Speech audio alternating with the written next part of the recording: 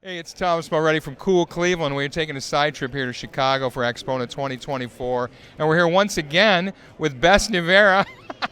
I don't know, you're either the brand ambassador for Music Direct or you are the mayor of AXPONA. You were everywhere all at once. Well, the latter is probably more of a sort of a kind gesture to some of the people who've been attending the show. And I have to say, again, this is now my 10th year of doing this, save for the pandemic of 2020. It's been a huge opportunity to do this, having represented AXPONA for TV and radio interviews here in the Chicago market. So it's really been great. It's fun, isn't it? I mean, to see the people and the customers, and you guys have a great team. You guys sell everything from vinyl. You purchased Mobile Fidelity Sound Labs a few years ago. You've got all kinds of equipment you represent, big, huge online, big presence here in Chicago. There's not much this company doesn't do. And what I love particularly about what you do best, you did a whole session on sort of how to get into this business, not be freaked out by it, right? Not lose your mind in the process. Yeah, absolutely. And that was one of the nicest things that was asked of me by the show promoters. And being able to have a good full room of people ask really tough questions and learn from the experience, but do it in a very natural, very comfortable kind of way. And I get satisfaction doing that all the time, whether in person or in events like that. We caught your session last year, and from what I understand, you rehearsed it so well that you finished up 20 minutes early and didn't know what to do. So you started asking questions, Q&A, and it was the best part because people now are asking the real questions, not what you think they want to hear, but and you really do listen to your customers. I have to. I mean, the conversation doesn't begin with how much have you got in your pocket, but who are you and what can I do for you? What can I do to make your life really meaningful when it comes to listening to your music? Yeah. And I love that you take it not so much even from the music and the room and the frequency response and the room treatment, and you can go down some rabbit holes in this industry. It's more like, what does music mean to you? How do you listen to it? How often? What kind of music? Who do you listen with? You do listening parties? You do it solo? Yeah, no, and again, I think that adds to the value and to the luster of why an event like AXPONA is meaningful. Yes, it covers that that wonderful word audiophile, but it also sort of stops that sometimes stigma of being an audiophile, because you get you look kind of elitist, in terms of the overall impression of what's going on. But I would also argue that as a music-loving person, being engaged with the equipment that you're getting close to just seals the deal in the end.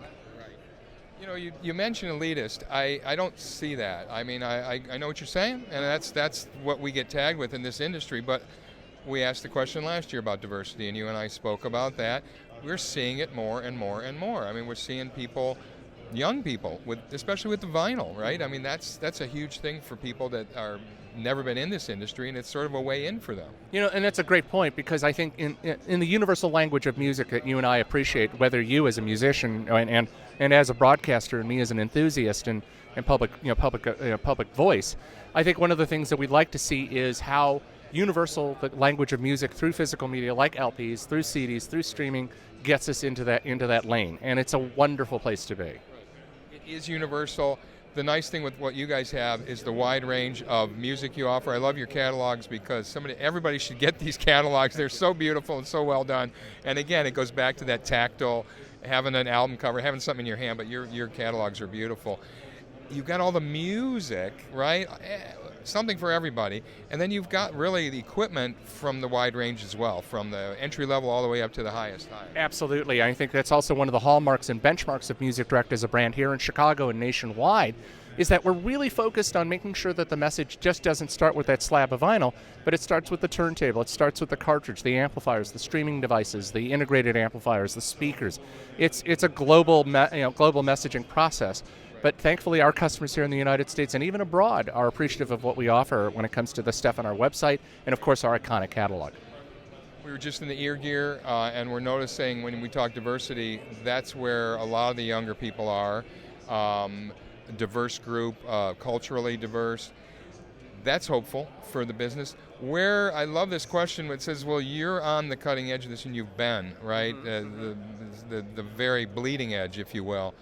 And where do you see things going? What's the next sort of phase where you're sort of, as a strategist, saying we need to point in this direction, we need to listen more closely here?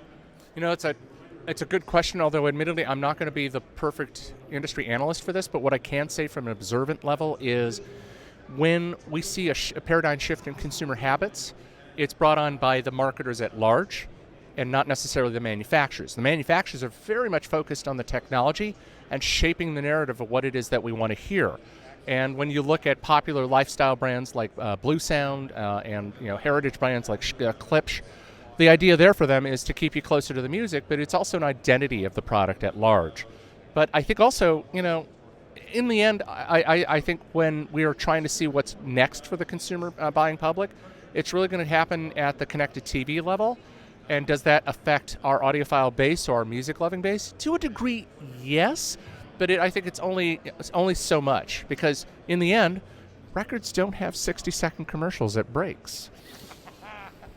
So it's all about HDMI here in the future, and Yes. and vinyl as well. Yeah, right? exactly. God forbid we'll have AI records, but that's another subject for another day. Can't wait. I hope we live that long to see it, because it's been cool to live this long, has it not? Yeah, amen to that, chum. I think it's a wonderful thing that we're able to share some of these metrics, some of these stories, some of this elevation with friends and customers that are gracing our booth here this weekend.